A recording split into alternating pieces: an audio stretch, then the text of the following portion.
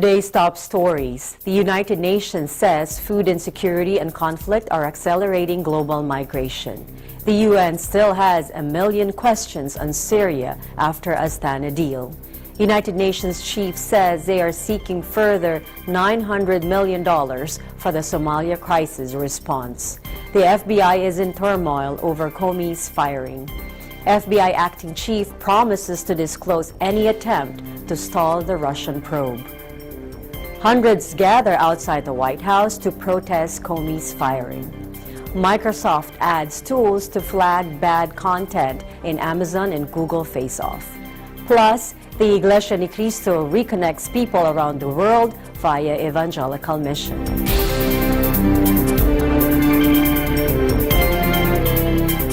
Hello everyone, you are watching Eagle News, Washington, D.C. I am Eliza Gonzalez Manglikmot.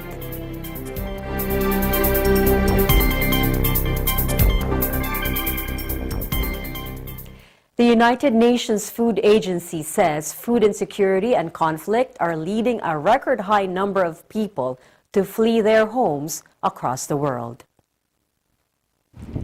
A new study by the World Food Programme established a link between the shortage of food and displacement. The study, entitled At the Root of Exodus, Food Security, Conflict and International Migration, found that each percentage of food insecurity leads 1.9% more people to migrate. It added that 0.4% more people leave a country for each additional year of conflict. Because of the crisis, the conflict, people have to move. They have to find food. And when they can't find food, they're going to go wherever they can get it. And that's why you have migration. That's why you have people moving in the millions. And from Syria alone, you've got over 5 million that are refugees that have left the country. You have another 6 million, give or take, that are internally displaced. They've moved from their primary home, and they don't want to do that, but they've got to go where there's safety and when there's food. WFP said it is the first time that such a comprehensive analysis has been done on migration and hunger. According to WFP, the number of international migrants, including refugees, reached a record 244 million and 21.3 million respectively in 2015, an increase of 41% and 37% since the year 2000. WFP has appealed for international help to be able to deliver food to those in crisis. A United Nations aid official said on Thursday the United Nations still has a million questions about a Syria deal struck last week by Russia, Turkey, and Iran, with a reported reduction in the fighting, but aid convoys remain almost totally stalled. Now, Russia and Turkey and Iran explained to us today and yesterday, I also met them, that they will work very openly, proactively with the United Nations and with humanitarian partners to implement this agreement.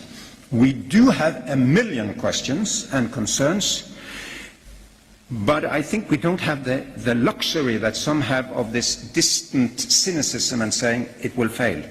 We need this to succeed. UN envoy to Syria Staffan de Mistura said a new round of proximity talks with Syrian government negotiators and with the opposition will take place in Geneva from May 16 to 19 to take advantage of promising developments after the deal agreed in Astana earlier this month. On detainees, abductees, and missing people, there are many categories. That paper is now almost completely, I won't say blessed, but finalized. So to tell you when the first detainees will be released is premature. What I can tell you is that that has gone much more faster than I was fearing it would not do. Secretary General Antonio Guterres said on Thursday the United Nations is seeking a further $900 million this year for Somalia, where more than 6 million people need humanitarian assistance and 275,000 malnourished children are at risk of starvation.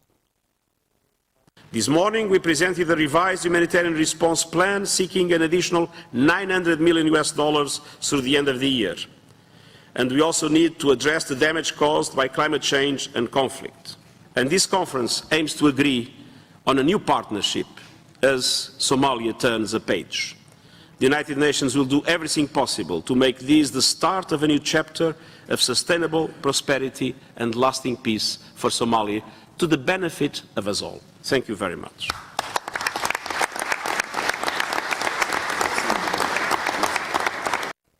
Somalia has been in turmoil since 1991, hit by decades of conflict at the hands of clan militias. Over the past several years, it has faced an insurgency by Al-Qaeda-linked Al-Shabaab, which the government is battling with the help of regional troops.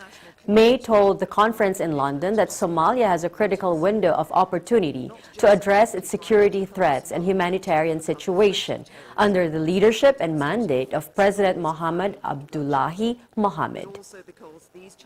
As we meet today, Somalia has a critical window of opportunity.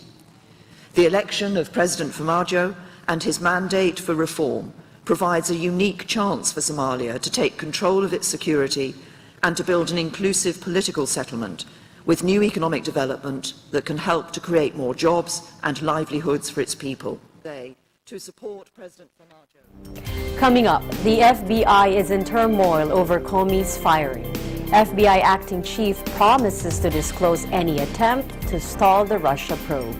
Hundreds gather outside the White House to protest Comey's firing. Microsoft adds tools to flag bad content in Amazon and Google Face-Off. Plus, the Iglesia ni Cristo reconnects people around the world through an evangelical mission. Eagle News, Washington, D.C. will return shortly.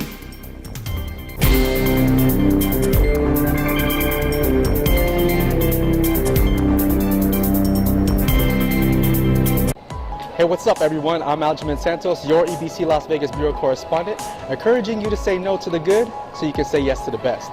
Because being the best version of yourself is a choice. If you reap what you sow, giving your best will only yield the best in return. Don't forget to watch Digital Nest every Tuesday and Thursday night, 7:30 p.m., only on Net 25. I'm Aljamain Santos, your EBC Las Vegas Bureau correspondent, and I am one with 25. Moments, Sabado, alas 7 hanggang alas 8 ng gabi.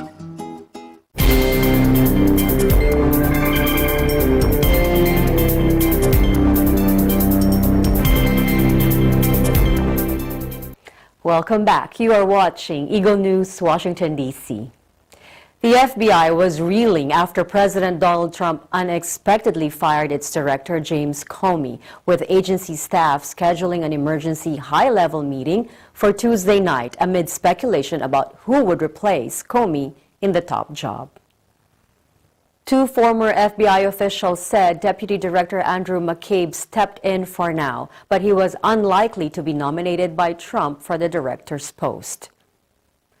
Other potential choices include Assistant Director Paul Abate, former Republican House Intelligence Committee Chairman Mike Rogers, and Republican Representative Trey Gowdy, a former prosecutor who led a congressional inquiry into Hillary Clinton's role in the 2012 attacks on the U.S. consulate in Benghazi, Libya. Close campaign allies of President Trump include former New York Mayor Rudy Giuliani and Milwaukee County, Wisconsin Sheriff David Clark, but both men would be seen as highly political nominees for an agency designed to be independent. Comey, who was appointed by former Democratic President Barack Obama, had 6.5 years left in his term as director of an agency with 56 U.S. field offices and more than 30,000 employees. The new director must be appointed by Trump and confirmed by the U.S. Senate. We believe now that The FBI's acting director, Andrew McCabe, promised on Thursday to tell the Senate Intelligence Committee of any effort to interfere with the Federal Bureau of Investigation's probe into links between Russia and the 2016 Trump presidential campaign.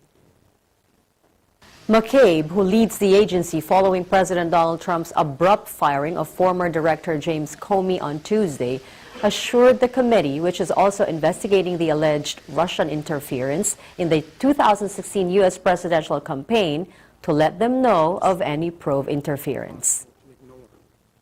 As you know, Senator, the work of the men and women of the FBI continues despite any changes in circumstance, any decisions. So there has been no effort to impede our investigation to date. Quite simply put, sir, you cannot stop the men and women of the FBI from doing the right thing, protecting the American people, and upholding the Constitution. Democrats have accused the Republican president of trying to foil the FBI's probe into Russian meddling. Hundreds of protesters gathered outside the White House on Wednesday, holding signs and chanting to protest the firing of the FBI director on Tuesday. I am touched by this president's concern about the treatment of Hillary Clinton in this election. I mean, I am touched. Pinocchio! Pinocchio! Where are you, Pinocchio? I honestly think it's really upsetting that McConnell doesn't support the appointment of an independent prosecutor. The GOP really needs to start putting their country over their party in order to reveal the truth to the American people, because we deserve to know if our president was elected due to foreign influence from Russia. Well, I mean, the ostensible reason for firing him is that he didn't persecute Trump's political rival. I think that's despicable and basically impeachable if that's what he's doing.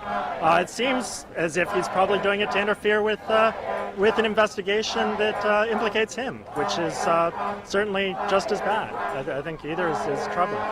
Democrats accused President Trump of trying to slow down the investigation by firing the FBI chief.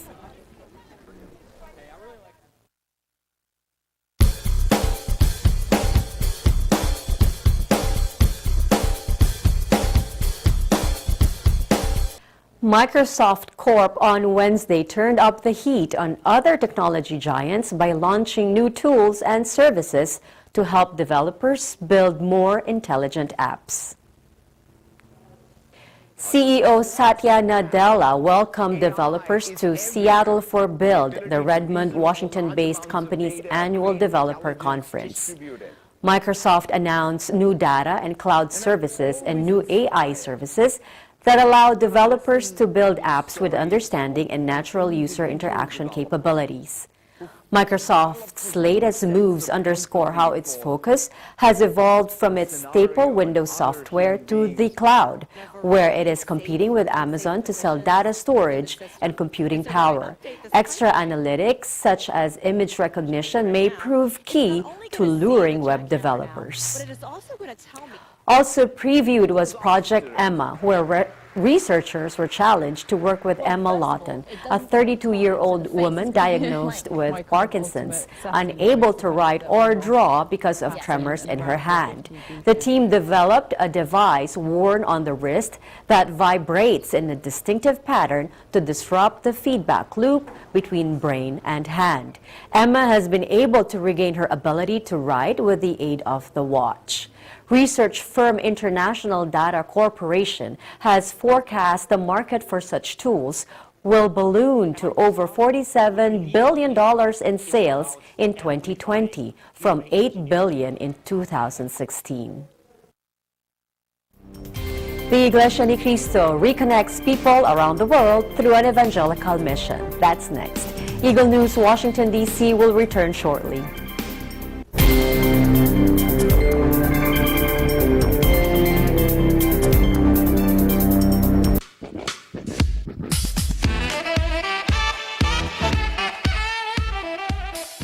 Hi guys, we're from The Break Room. I'm Nikki. And I'm Giselle. And we would like to invite you to watch The Break Room every Monday, Wednesdays, and Fridays at 7:30 p.m. only here at Net 25.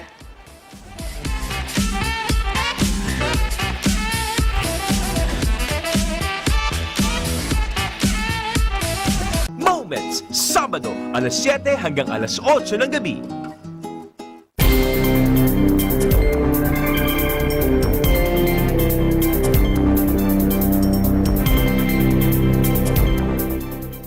Welcome back. You are watching Eagle News, Washington, D.C. As promised, we will bring you more stories about the recent worldwide evangelical mission of the Iglesia ni Cristo, officiated by the church's executive minister, Brother Eduardo V. Manalo. EBC's Philip Toledo takes us to Brazil as church members there join this global effort. Philip? Members of the Church of Christ, or Igreja de Cristo in Portuguese, invested countless hours in sharing their faith in South America, where congregations of the Church of Christ are rapidly growing.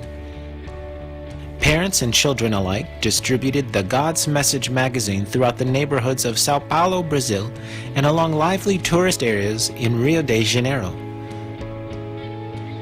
The church members in Brazil did so as part of a worldwide evangelical campaign titled Reconnect 2.0 to introduce people to the Church of Christ.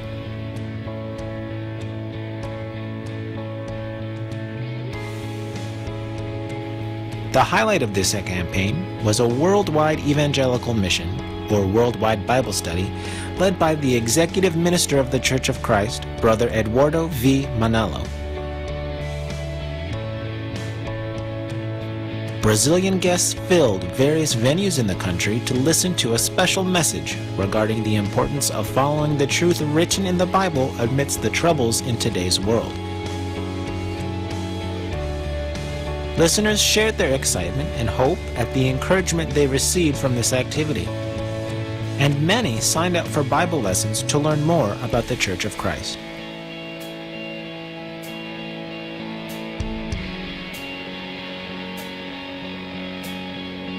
Reporting for the EBC Latin American Bureau, this is Philip Toledo, and I am 1 with 25. Thank you, Philip. From Latin America, let's head over to Southern California, where EBC San Diego's Arnie De La Cruz asks a church member why sharing the faith is necessary. Arnie? Today I have here with me Genevieve Advina, a member of the Church of Christ here in National City. Yes, hello everyone. So Genevieve, as you can see, it's raining pretty hard. Yes, it is. For anyone else, they would let even just a little bit of rain keep them from going to, especially a religious function. Right. What motivated and got you to get out of your comfy bed and come here? Well, first of all, I cherish my membership inside the Church of Christ. I love my duty, and part of that is to be active in all our activities. And a way you show your activeness is to be there, to be present. It gives us a great chance to socialize with our fellow brethren, so I get to know everyone a little bit more, but most importantly with our guests, and maybe connect with them that they can hear my side of the story, and it might give them the chance to open up and say, hey, this church is where I want to be, this is where I want to belong, because we're the true church. And again, it's just important to love being a member, and you show God your love by being active. Right. And speaking of guests, yes. I understand that sharing your faith is a big part of your life as a member of the Church of Christ. How has it impacted you? Well, I think most importantly, it's gotten me to be involved in our community. We've only lived here for about a year now, and by getting involved in your community and knowing your surroundings and the people that you pass by every day, it gives you a chance to see what they're going through and how the church can help them. And because we're here for our fellow men, and you can't get to know them unless you put yourself out there. It helps me to cross those barriers and say, God is with me. He's guiding me to talk to this person, these communities, these activities, and by guiding me in that direction, I know, hey, I might be that link that they need to find the truth. I like that. That's a very good answer. Yes. So thank you so much for your time. Oh, you're welcome. Anytime. I'm Arnie Pauline De La Cruz from the San Diego Bureau. And I'm Genevieve Advina. And we are 1 with 25. Thank you, Arnie. In Rochester, New York, INC's official magazine, God's Message, reached communities as church members invite people to the worldwide mission. Karen Castillo reports. Members of the Church of Christ in Rochester, New York, distributed the church's magazine, God's Message, to people in the community. Seeing all the brethren just coming together, to serve God by giving all these God's Message magazines. This global religious organization shared the magazine not only here in Rochester, but all over the world. It's nice to see the brethren to come together, unite themselves with the church administration and the brethren all over the world, just as you can see on social media, as you can see through the pictures that we see online. It's not just the local congregation of Rochester. It's not even just the local congregations within the northeastern seaboard, but it's all the brethren all over the world, literally giving out God's Message magazines and invitations. This distribution was in preparation for a worldwide evangelical mission led by the church's executive minister, Brother Eduardo Manalo. Reporting from Rochester, I'm Karen Castillo, and I'm 1 with 25. Thank you, Karen. More stories about the worldwide evangelical mission coming your way next week. That is today's Eagle News, Washington, D.C. Join us again next time as we bring news that matters to you. Visit our website at Eaglenews.PH. Follow us on Twitter at twitter.com/Eaglenews.PH. I am Eliza Gonzalez Manglik Mott, always 1 with 25. Happy weekend.